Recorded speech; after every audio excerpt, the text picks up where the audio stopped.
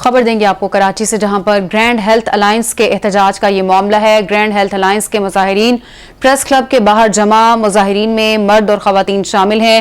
سندھ حکومت کے خلاف نعرے بازی کی گئی۔ گرینڈ ہیلتھ الائنس کے مظاہرین کا گرفتار ساتھیوں کی رہائی کا مطالبہ کیا جا رہا ہے۔ اس بارے میں آپ کو آگاہ کریں، گرینڈ ہیلتھ الائنس کے احتجاج کا یہ معاملہ ہے۔ گرینڈ ہیلتھ الائنس کے مظاہرین پریس کلب کے باہر جمع ہیں، مظاہرین میں مرد اور خواتین بھی شامل ہیں۔ سندھ حکومت کے خلاف نعرے بازی کی جا رہی ہے۔ گرینڈ ہیلتھ الائنس کے مظاہرین کا گرفتار ساتھیوں کی رہائی کا مطالبہ کیا جا رہا ہے۔ اسی پر بات کرنے کے لیے ہمیں جوائن کیا ہے نمائندہ کیپٹل ٹی وی عبدالقادر نے۔ عبدالقادر، آگاہ کیجیے گا۔ جی بالکل، کراچی میں گرینڈ ہیلتھ الائنس کے احتجاج جو ہے وہ اس وقت کراچی پریس کلب کے سامنے جاری ہے۔ کل گزشتہ جو ہے گرینڈ ہیلتھ الائنس کا جو مارچ تھا وہ سندھ سیکٹریٹ کے سامنے احتجاج جاری تھا، جس کے بعد ان کی جانب سے فیصلہ کیا گیا کہ وزیر اعلیٰ ہاؤس طرف جو ہے مارچ کیا جائے گا۔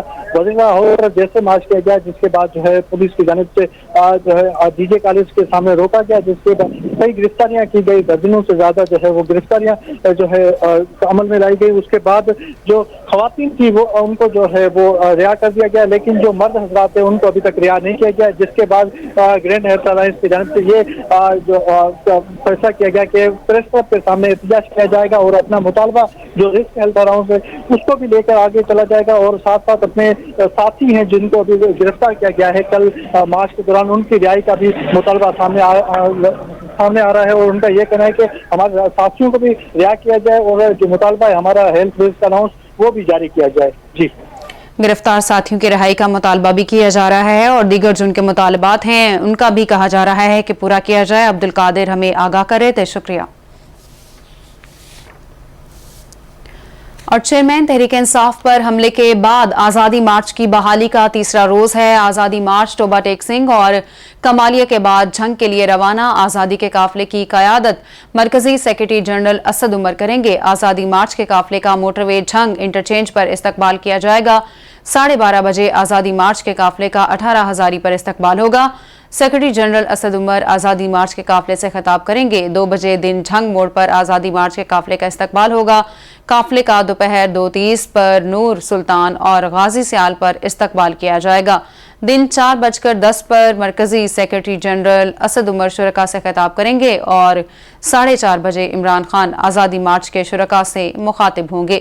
چیئرمین تحریک انصاف پر حملے کے بعد آزادی مارچ کی بحالی کا تیسرا روز ہے اور آزادی مارچ توبہ ٹیک سنگھ اور کمالیہ کے بعد جھنگ کے لیے روانہ۔ آزادی کے قافلے کی قیادت مرکزی سیکرٹری جنرل اسد عمر کریں گے۔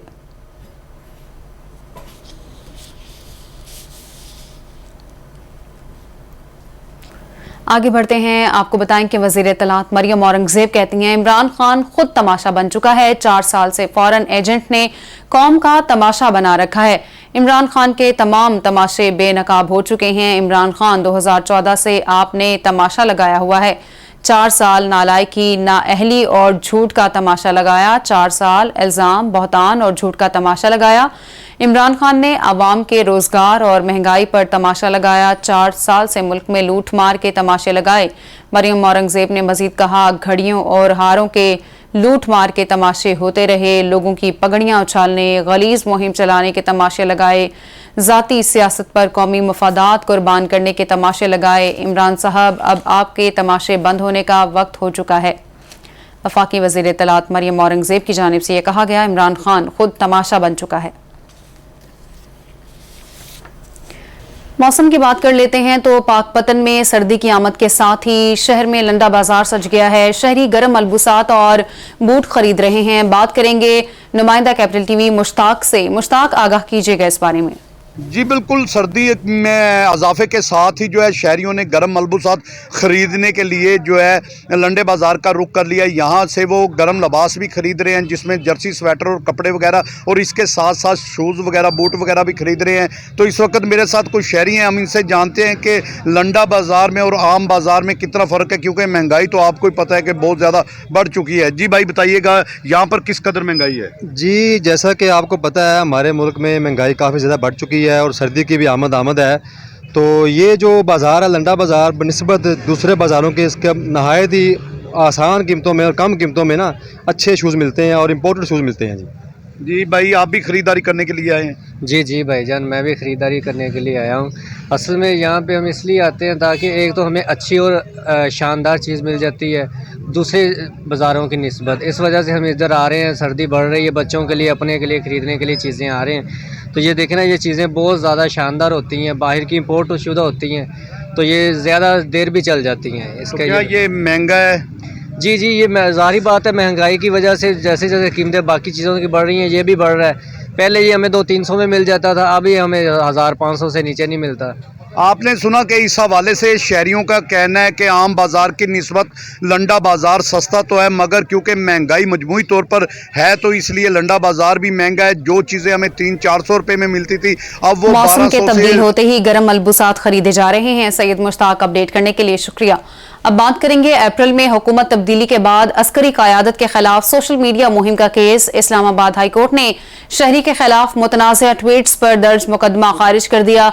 जस्टिस बाबर सत्तार ने शहरी काशिफ फरीद की दरख्वास्त मंजूर कर ली। FIR का मकसद इजहार राय पर गैर कानूनी सेंसरशिप लगाना था। अदालत की जानिब से कहा गया, किसी भी ट्रेंड में महज ट्वीट करने से कोई जुर्म सरजद नहीं होता। ट्वीट करने वाले के अपने अल्फाज में जब तक कुछ गलत ना हो, जुर्म नहीं। FIA ने ये केस दर्ज करके रियासत का मजाक ही बनाया। हाई कोर्ट की जानिब से कहा गया, ट्विटर सारिफ ने वीगो डाले और मावराए कानून जबरी गुमशदगियों की बात की।